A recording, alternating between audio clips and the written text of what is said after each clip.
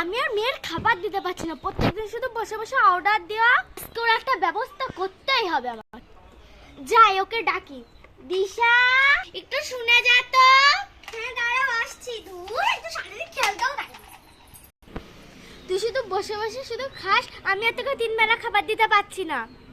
হয় তুই আমার সাথে হেল্প কর, না হলে বাড়ি থেকে বেরিয়ে যা। ঠিক আছে, তুমি আমাকে এত বড় অপমান করলে আমি বাড়ি থেকে বেরিয়েই যাচ্ছি। তার সঙ্গে আঙুল তোলা কথা বলছিস? তুই চিনিস আমাকে?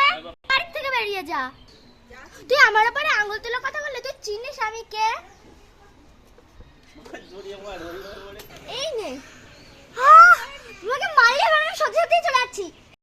যেখানে পারিস চলে যা, তোর মতন মেয়ে আমার দরকার নেই।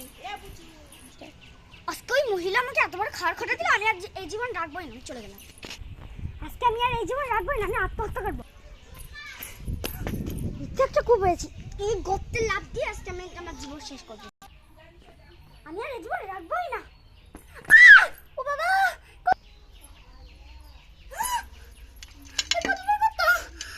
আমি বাবা এই গর্তে লাফ দেবো না, আমি মরবো না। ভালো হয়েছে মা খেতে না দিস, আমি এই গর্তে লাফ দেবো না, আমি মরবোই না। ও মা সরে যা, আমি তাড়াতাড়ি। ও মা, বাবা এত গভীর গর্ত থেকে আমার প্রাণ বের হয়ে যাচ্ছে, আমি এই গর্তে লাফ দেবো? বাবা পালাই, এই মরে যাওয়ার থেকে আমি বাড়ি গিয়ে দুটো ভাত খাই তাও ভালো। বাবা আমি আর লাফ দেবো না। ও মা